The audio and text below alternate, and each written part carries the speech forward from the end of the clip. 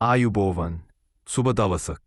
අපේ ශ්‍රී ලාංකික හා විදේශගතව සිටින ආදරණීය හිතවතුනි. ඔබව සාදරයෙන් පිළිගන්නවා ඔබේම පෙරදැක්ම YouTube නාලිකාවට.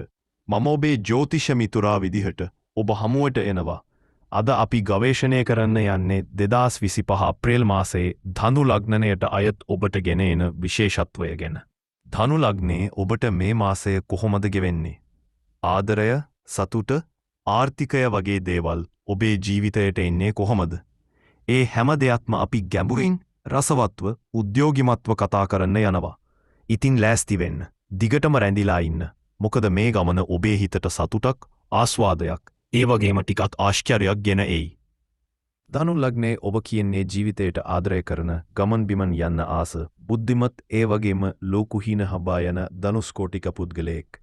ඔබේ ලග්නාධිපති ගුරු ඔබට දෙන ඒ උද්‍යෝගිමත් ගතිය, ඒ ලෝකු බලාපොරොත්තු නිසා ඔබ ඉන්න තැනම ඒ තැනට ජීවයක්, ආලෝකයක් එකතු වෙනවා. ඔබට ජීවිතය කියන්නේ ලස්සන ගමනක්. ඒ ගමනේ ඉදිරි පියවරක් තමයි අප්‍රේල්.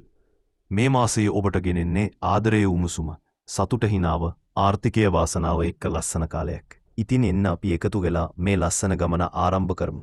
අප්‍රේල් 2025 ධනු ලග්නේ ඔබට කියන්නේ උද්‍යෝගිමත්, බලාපොරොත්තු පිරුණු, ඒ වගේම ටිකක් ලොකු ජයග්‍රහණ ගෙන එන මාසයක්. ඔබේ ලග්නාධිපති ගුරු වෘෂභ රාශියේ ඔබේ 6 වෙනි භාවයේ ගමන් කරනවා. මේක ඔබේ සෞඛ්‍ය, වැඩකටයුතු, ඒ වගේම අභියෝග ජයගන්න බලය දෙන භාවයක්. 2025 මාර්තු වෙනකල් ගුරු මෙහෙම ඉන්නවා. ඒ නිසා ඔබට ජීවිතයේ ටිකක් ගැඹුරි වෙනස්කම්, ස්ථාවර බව එනවා. රවි අප්‍රේල් 13 ඉඳලා මේෂ රාශියට ඔබේ 5 වෙනි භාවයට එනවා. මේක ඔබේ ආදරය, සතුට, බුද්ධිමත් ගති, ඒ වගේම නිර්මාණශීලී බව ඉස්මතු කරනවා. ශුක්‍ර මාසය මුලදී මීන රාශියේ ඔබේ 4 වෙනි භාවයේ ඉන්නවා. ගෙදර සතුට, ආදරය වැඩි කරනවා. අප්‍රේල් 13 ඉඳලා ශුක්‍ර මේෂ රාශියට 5 වෙනි භාවයට එනකොට ඔබේ ආදර ජීවිතයට ලස්සන උණුසුමක්, රොමැන්ටික් බවක් එකතු වෙනවා.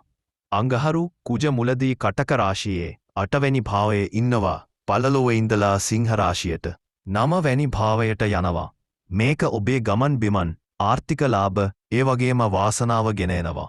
ශනි මීන රාශියේ 4 වෙනි භාවයේ ඉන්නකොට ගෙදර ස්ථාවර බවක්, ටිකක් ඉවසීමක් ඕනෑ කරනවා. මේ මාසයේ ඔබට කියන්නේ ඔබේ ලොකු හීන, උද්‍යෝගය එක්ක ආදරය, සතුට, වාසනාව ගන්නේ කියලයි. ආදරය ගැන කතා කරමු.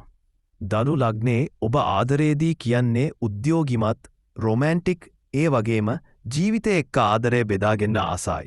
ශුක්‍ර මුලදී 4 වෙනි භාවයක එන්නකොට ඔබ ආදරය ගෙදරට, පවුලට ලං වෙනවා.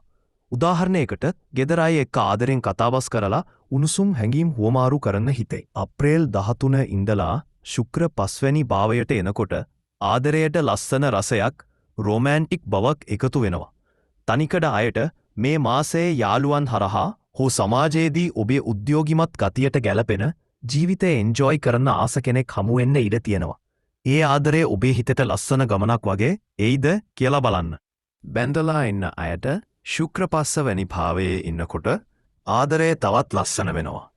ඔබේ සහකරු එක්ක එළියට යන්න, ලස්සන මතක හදන්න, උදාහරණයකට පැයකට එක්කට තරු බලන්න, හීන ගැන කතා කරන්න. රවිත් 5 වෙනි භාවයේ ඉන්න නිසා ඔබේ ආදරයට උණුසුම්, ජීවමාන බවක් එකතු වෙනවා. ගෙදර ආදරයේ ඉවසීමක් ඕන, එකිනෙකාට ඉඩ දෙන්න. පවුල එක්කත් ශුක්‍ර හා ශනි 4 වෙනි භාවයේ බලපෑමෙන් ගෙදර සතුට, ආදරය වැඩි වෙනවා. ගෙදර අය එක්ක එකතු වෙලා ලස්සන මොහොතක් බෙදාගන්න, ඒක ඔබේ හිතට ලොකු සතුටක්. වෘත්තිය ගැන කිව්වොතොත් අප්‍රේල් 2025 ඔබට ලොකු ජයග්‍රහණ ගෙන එනවා.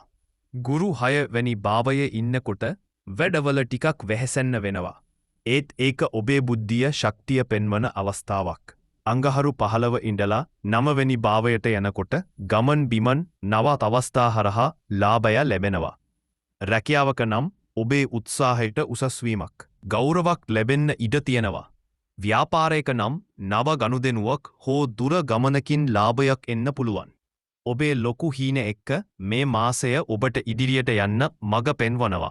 මුදල් ගැන කිව්වත් ශනි 4 වෙනි භාවයේ ඉන්නකොට ගෙදරට ආදායමක්, ස්ථාවර බවක් එනවා. ශුක්‍ර 5 වෙනි භාවයට එනකොට ආදරයන් සතුටෙන ලාභයක් ලැබෙනවා. උදාහරණයකට සහකරුගෙන් යාළුවෙකුගෙන් යමක් ලැබෙන්න පුළුවන්. අඟහරු 9 වෙනි භාවයට එනකොට ගමන් බිමන් හරහා හෝ අනපේක්ෂිත ලාභයක් එනවා. ආයෝජනයකට හිතනවා නම් ඉඩමක් රන් ආභරණ මේ මාසය හොඳයි. ඒත් මුලදී අඟහරු 8 වෙනි භාවයේ ඉන්නකොට වියදම් ගැන ටිකක් සැලසුම් කරන්න ඔබේ බුද්ධිමත් තීරණ ආර්ථිකය ශක්තිමත් කරී. සෞඛ්‍යය ගැන කිව්වොත් ගුරු 6 වෙනි භාවයේ ඉන්නකොට සෞඛ්‍යය ගැන ටිකක් සැලකිලිමත් වෙන්න.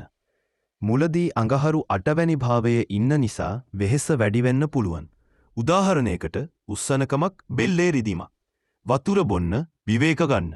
පළලුව ඉඳලා අඟහරු 9 වෙනි භාවයට යනකොට ශරීරයට ජීවයක් සැහැල්ලුවක් එනවා. රවි 5 වෙනි භාවයේ ඉන්න නිසා මානසික සතුට උද්‍යෝගය වැඩි වෙනවා. ඔබේ හිත ආදරෙන් සතුටෙන් පිරෙන්න. ඒක ඔබේ ශක්තිය වැඩි කරයි. ඉතින් ධනු ලග්නයේ ශ්‍රී ලාංකික හා විදේශගත හිතවතුනි අප්‍රේල් 2025 ඔබට ගෙන එන්නේ ආදරේන සතුටන ආර්ථික වාසනාවෙන් පිරුණු ලස්සන කාලයක්. ඔබේ ලොකු හීන උද්‍යෝගය ඔබේ ජයග්‍රහණයේ රහසයි කියලා හිතන්න. මේ ලස්සන ගමන ඔබත් එක්ක බෙදාගන්න ලැබීම ගැන මට සතුටුයි. කමෙන්ට් එකක් අදහස් දාන්න, ලයික් කරන්න, සබ්ස්ක්‍රයිබ් කරන්න, යාළුවන්ට ෂෙයාර් කරන්න.